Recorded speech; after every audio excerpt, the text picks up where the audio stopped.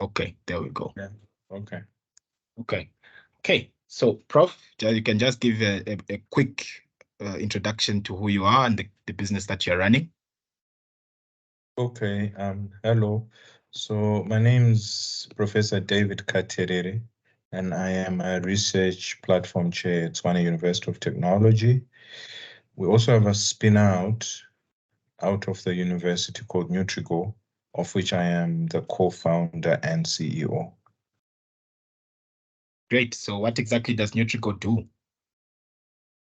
Nutrigo is really interested in evidence-based nutrition.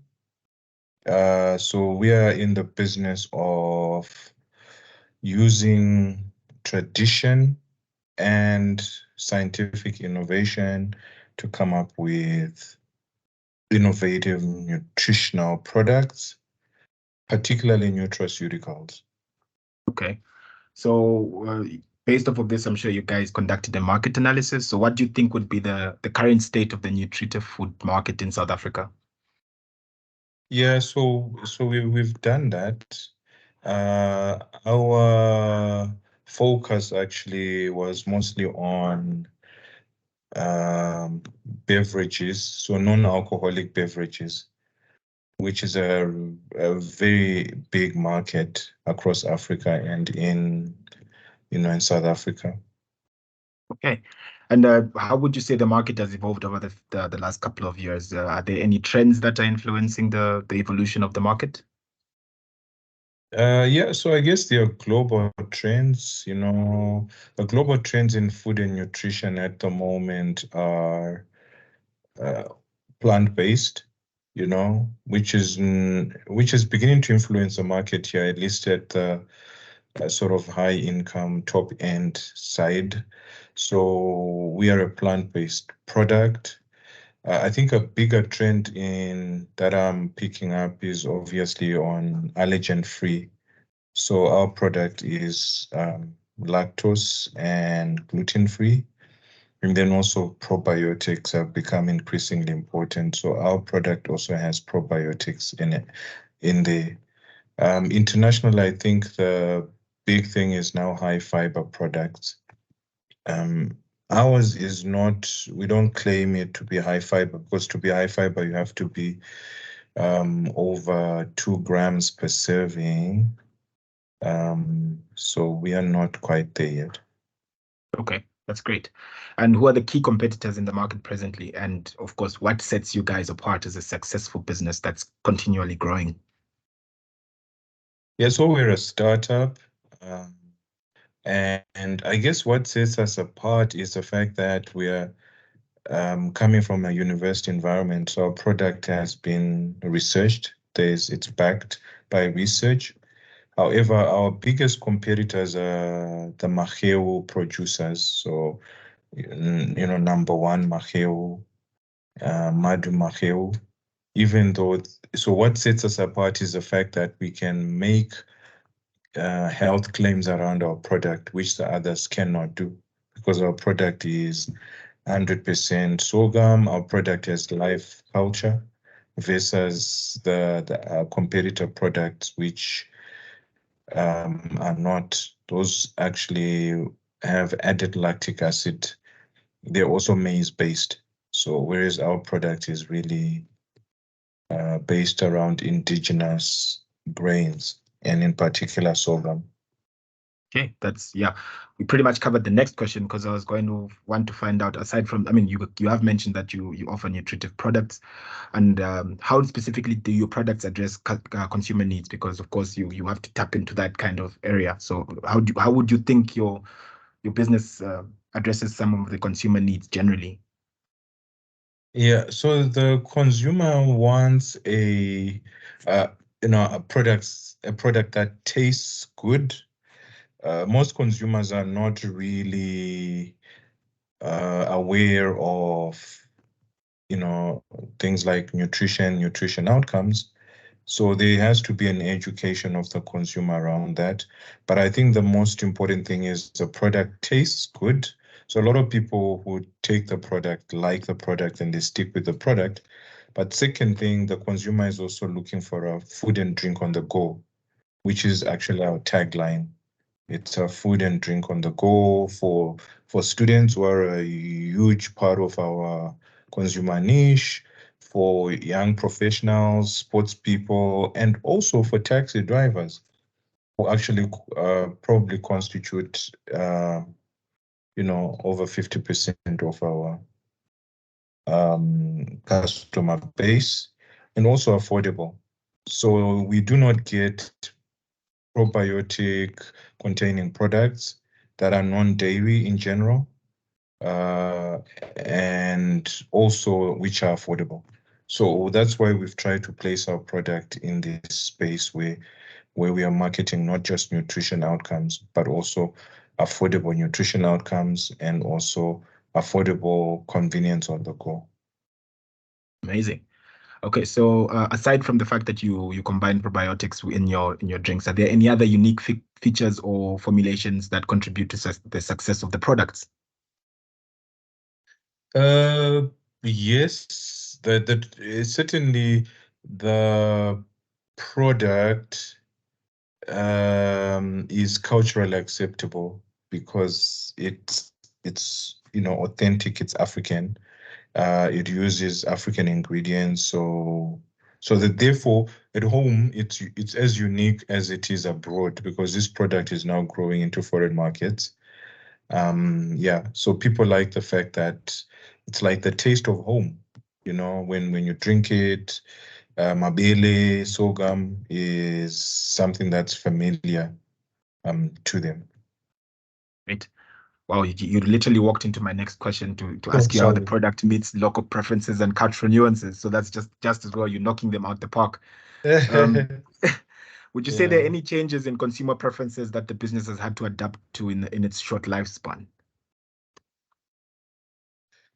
Well, I mean, initially we were pushing it into the sort of pharmaceutical market, right? So we have tried to distribute it through pharmacies, so to replace probiotic capsules. And it was doing well, but pharmacies have very low capacity for liquid products. They have one small fridge. And that's probably one of the biggest challenges is the fact that it does need a refrigeration. Otherwise, it just becomes sour. But I think then we also went into sachet packing because it's cheaper than the 500 ml bottle that we have. And so we could contain the price for people. So the South African market is not used to drinking anything out of sachets. But when we experimented, we actually found that because of the cost, they were getting used to actually, getting it from sachets. So that actually was very interesting for us because we were almost able to put in our product in a very different format and there was still uptake and people got it. That's absolutely amazing. So now to the next part, which is more onto the business side than what we already have spoken about. So how does the business manage its supply chain? When you talk about, you said you've mentioned a lot on sorghum, and so sorghum is not quite readily grown in most parts of South Africa. So how does the business manage its supply chain? Yeah, but actually in South Africa is a big market for sorghum, commercial sorghum, unlike maybe in the rest of the region. So we do get sorghum, but in this country, sorghum is mainly grown for for animal feed, mostly cattle feed. However, there are suppliers who also make pre-cooked sorghum, mostly for the traditional beer market. So we don't have a problem with that side of supply, unlike our European partner, who's Okay. kind of struggling. However, we also then have other ingredients like the probiotics themselves, which are problematic. We have to import those, but now we're looking at how we can get a local source. So that's the one thing. And then the issue around flavors. We have to buy in flavors. We don't really, it's not a huge problem because they're already in the country. So there are quite a few flavor houses that are available that we use. In terms of inventory management, I guess it's almost just in time because we are fairly close to all our suppliers. So Okay. that again is not a huge problem. We also buy our containers, so the bottles and yeah, the bottles mainly, just in time. When we are producing, we place an order and they're able to deliver. Okay. But the cost of inputs is very high. So mainly the container and then yeah, mainly the containers quite expensive. They would account for almost 50% of our production cost. Oh, wow. So is there any sustainable ethical sourcing practices in place? Is it possible to reduce that cost by maybe recycling? No, not for food containers. It would not be hygienic to recycle. For our own use, I mean, what we could do is obviously get that packaging sent off somewhere else and then melt it down. But it's quite difficult. Uh, I guess we will be able to impact the cost of um, packaging once we grow to a point where we are now, producing more. So economies of scale will probably bring that down. Okay, great. And considering now we are talking about increasing economy of scale and increasing the production, how does the business ensure that the quality and the safety of the ingredients is maintained? Yeah, well, so we have strict standards. For first of all, we are registered, right, by the municipality, and then we also follow good manufacturing practices, as you know. So FSSC, which is the code for food, we follow that. We are not accredited, but we follow that. Our employees are trained on good handling practices. Yes, and you did mention that you're also using your expertise and in having worked with pharmaceuticals, so that I guess also adds some of the intricacies. Yes, Coming it to does. And we also do contract manufacturing. So for the longest time, we actually contract manufacturing in a dairy, and in a dairy there are very high standards. Then last year we set up our own little manufacturing space. Lovely. So, having discussed the supply chain, of course, now we move on to your marketing and branding, which is kind of a big deal because I mean, if you can have the best product, but if it's not marketed correctly, Mhm. it kind of defeats the purpose, right? So, Yeah. like, what's the marketing strategy for Nutrigo?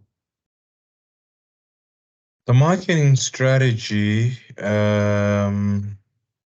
well, I mean, a lot of it was just creating awareness. So we have like t-shirts that um, we made.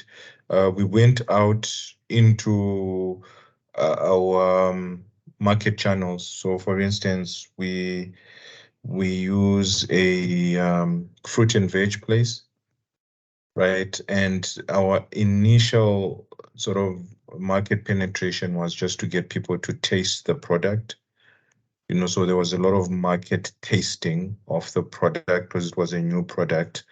And then from there, people would buy it. So organically, people now know the product. In the university environment, we promote the product quite a bit. And when we talk about nutrition to our students, the university also purchases some for when we have special events like Inventors Days and things like that. So the university um, does that. We also wrote the story of, Nicelo, as we call it. That's the name of the product, by the way. So we've written this in the academic literature, and it's also been featured in some articles, most recently in one of the newspaper articles. We have a website, but it's not an e-commerce site at this stage because this is a low value high volumes kind of business. Yeah. So we didn't want to encourage people buying online and then having to carry the cost of shipping the product across the country or across the world. Yeah. So I think that's pretty much it. In the early days, we had feet on the ground in the CBD of Pretoria at taxi ranks. So it got very popular with taxi drivers. Amazing.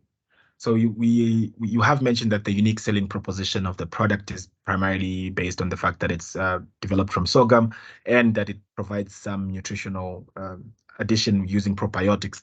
Is there anything else that makes the product unique compared to all the other products that we have in the category of nutritional foods available, especially that you did mention that it's food on the go? Anything else that makes it unique? Uh, n- uh, not really. I think just the fact that, it's coming from a university environment, so there's a lot of research backing it up. Certainly in this country, it's unique in that sense that people like things that are coming through from universities. So that's been our big sort of, marketing point. The other issue is obviously that it's low GI, low glycemic index. So people with who want to stabilize, their sugar or weight management, they would also find that this is actually a really useful product. We also, look at it sometimes as a product, as a health product, because we've had in the past quite a few cancer patients who are not able to swallow. And, in that case, nutrition is a big challenge. They're actually starving to death. So Yes. having this kind of product has been quite useful. Now we have a one with hemp in it. So some hemp, which then is also good as an antiemetic. So if someone is undergoing cancer treatment where they would have a lot of nausea, we do find that this product seems to help. Amazing. Would you say you've had any successful marketing campaigns that have significantly impacted sales? No, I think that's the biggest weakness actually. The fact that our founders are all scientists with very little, business experience. So that has not been, very successful. However, we we also sometimes go through charity channels. So, for instance, through Rotary, which I think is a really good space to be in. So, some Rotary clubs would purchase the product to donate to children's homes. And in fact, last year we had what we called 67 Niselo for Nelson. And in that case, one Rotary Club actually ended up purchasing 99 bottles, which were then donated to a charity. We've also had another group operating out of Bushbuck Ridge. They ordered quite a lot of units because they were having a sort of water and sanitation outreach in Bushbuck Ridge, so they wanted also to showcase a good nutrition product. So, they purchased quite a bit. So those associations with charitable organizations are win-win for us because on the one hand, we are able to get this product into the market, create awareness about its nutritional properties, but also we are actually feeding communities, just as we did during COVID. When COVID hit, we donated a lot of our stock to uh, shelters for displaced people. We were helping to feed, people who were looking for jobs on the side of the road. So yeah, we really try. So this is for us a social enterprise on the one hand and a business on the other. Okay, that's amazing. With regards to your distribution and your distribution and retail channels, I mean, you did mention that you're working with the fruit and veg space. You're working with some non-governmental organizations or charitable organizations, as it were. Are there any other distribution channels that you're currently using, or are there any distribution channels that you currently have in the pipeline? Yeah, so the university for us is a big distribution channel. We have 60,000 students. And actually, we have previously given it to our sports teams because we have a lot of sports teams. So that would be amazing if we could get them on board, and we are negotiating that. And then get other universities on board as well, because we know that good nutrition is good for brains, and that our students generally are struggling to have good meals. This is true. Has the business been able to navigate any challenges that you would think are related to distribution in the South African market? Perhaps, I mean, recently we always hear about these mafia people or anything relating to, I mean, this construction mafia. Maybe, I'm not sure if they are in the retail space as well. But does the business face any challenges related to distribution in the SA market? No, I think the biggest distribution bottleneck is just logistics, because as I said, it's a low value, high volume product. So um, you would need big trucks and things like that. We're also talking to people in the mines. But so the idea is if we get really big contracts, we would actually set up in the mines and manufacture close to to the market because of just that sort of cost of transport. Um, of course, because it's a food product, there's a lot of things that have to be dealt with, particularly from a regulatory and compliance perspective. So how does the business navigate the regulatory requirements and, of course, compliance in the SA food industry? Yeah, so we don't make any overt claims about, like it's healthy, healthful or pharmaceutical, nutraceutical, uses. We use very soft claims like may assist with gut health, which it does, by the way, because probiotics do that, which is also one big market. May assist with the management of sugar, those kind of things. And then, of course, from a labeling perspective, so on the food side, it's labeled to comply with South African regulations. Okay. And did you specifically encounter any challenges, or have you identified any opportunities related to the regulatory frameworks presently in South Africa?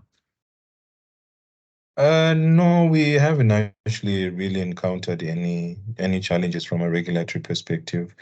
It's only when I know, like, when we are now trying to get into other markets, that's when it's a problem. But as I said, everything is here that we want in terms of ingredients. So that's why it's not a problem at all in South Africa. Yeah. You did make a very good, nice statement regarding the impact that the business had during the COVID pandemic and how you've also worked with Rotary. So is this something that's a part of the business ethos to be involved in local communities? And if so, what local communities are you currently looking at servicing? Yeah, so that's the thing, right? We were funded by the South African and Finnish government under what's called San Bio, BioFisa. And one of the elements of that program is social impact, which is what we are trying to do. That's why the product is actually pegged at the same price as the competitor products. So we could make a lot of claims around it. We could push the price up, but we don't, because we believe that nutrition is a human right and that everybody deserves good nutrition. So we really are all about trying to get this product out there at the most affordable price that makes business sense.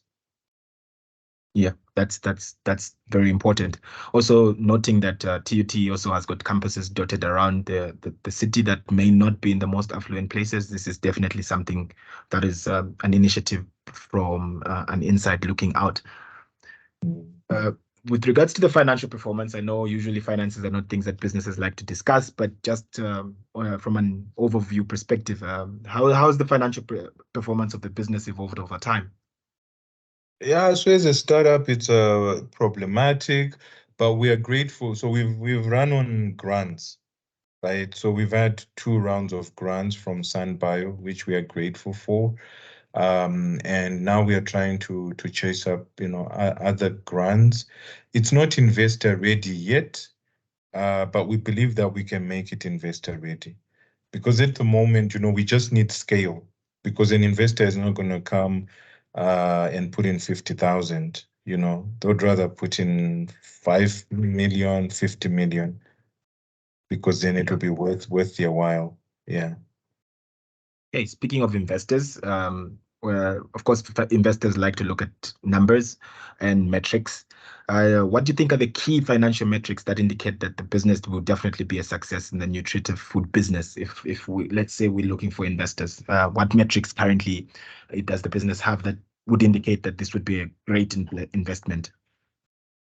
Okay, so there's always some some, so there is a huge serviceable market and obtainable market in this space because it's nutrition. So we think that and at the moment the product is kind of unique, so we think that it can grow. And then of course we are talking about the mines. So I think in what the matrix that they would look at is obviously output, how much we can be able to put out there, what are the margins. I think the margins can be healthy uh, in when we're talking about economies of scale, right?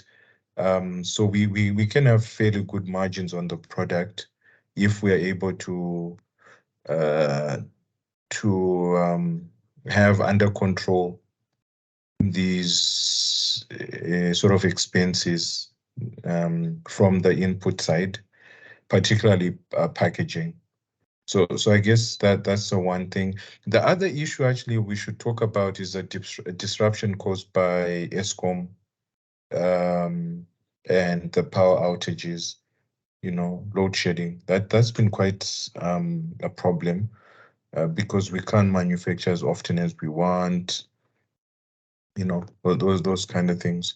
So there Yes. is a little bit of sort of a capital outlay, not big, but it is there. But I think that once that's done, then definitely this business can take off really nicely, not just locally, but into the region. So keep an eye on operational costs there, and I guess capex, a little bit of that. Yeah, that's it.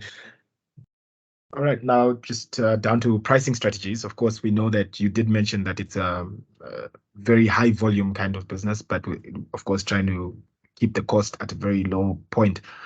Do you envisage or see the business changing its pricing strategy, or is this something that's going to be a long-term business strategy in terms of the pricing?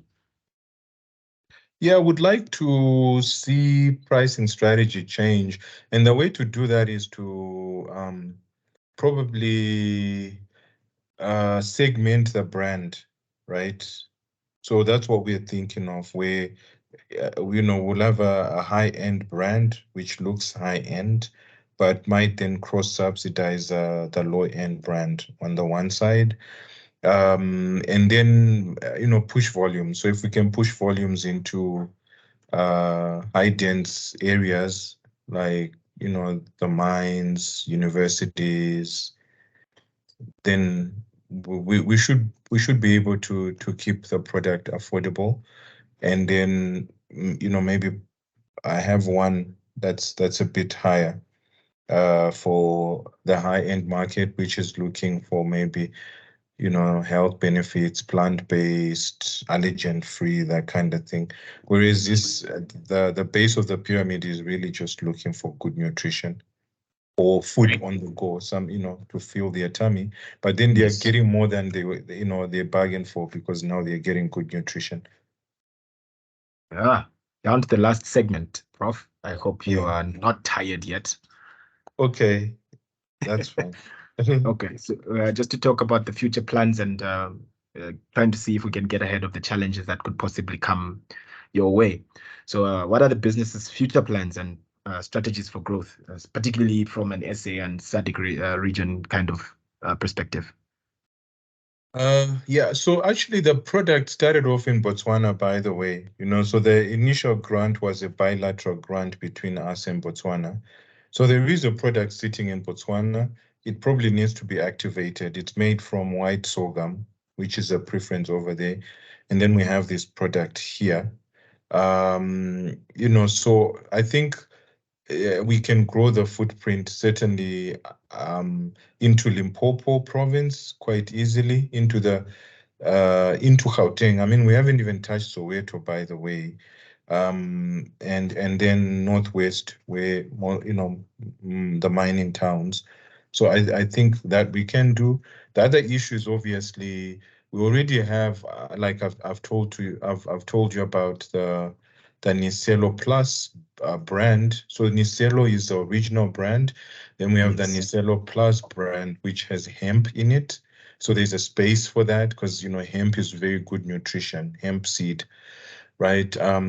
Then we have other sort of niche products like with Mondia, for instance, and with Moringa. So there's also like a product range that we are working on and expanding on. From an R&D perspective, one of the things that's exciting is how we can actually have a dry product, which could be easily reconstituted. So that's Ah, also something that we are looking at, because when you start thinking about market penetration into the SADC region, Zimbabwe, Zambia, going north, then dry products are going to be safer products, and because then they're going to be cheaper products to move around. yeah. Yeah, and then globally, we now have this product developed in Scotland for the Scottish market. But we're at the point of putting out some prototype, putting out some feelers around that, and also doing some customer discovery there. Great. And do you anticipate any challenges or further opportunities? I know you've mentioned things of developing the product based on market preferences, like you did in Botswana with the white sorghum. But do you anticipate any other opportunities or challenges that the business might anticipate in the next 2 to 5 year term? Yeah, so we need investment, and we need it soon because we might run out of money. So I guess that's the biggest issue. So we're obviously always talking to people about how can we first of all grow the market. I'm also more aggressively now talking to people at TUT about getting it into their sports teams, having it as, why are we promoting Coca-Cola when we could be promoting a healthy alternative which is being made by people in the university? So that's one of the arguments I always have. So I mean that I think if we can get it off the ground at home, consolidate the home base, then we should be good to go. Okay. And now down to the last question. How does the business plan to stay competitive and obviously innovative? We know that innovation is constant and the business that you're in is constantly evolving. So how do you plan to stay competitive and innovative? Yeah, so I mean, we are scientists, so we're constantly thinking about how to use science to be able to support the claims that the product can make. For instance, there's quite a lot of interest within the probiotic space. They are now even talking about certain probiotics having certain effects. So, how can we add more probiotics and be able to then, make a claim around those particular effects? The other thing is, I don't know if you know this, but 2023 is the International Year of Millets and Sorghum. So how can we also bring in other millets, right? The problem with that is a lot of the other millets are not commercially available, but they certainly have great health benefits if you look at finger millets and things like that. So I think constantly looking at what we can add to the base of sorghum to be able to just build better nutraceutical and functional food products.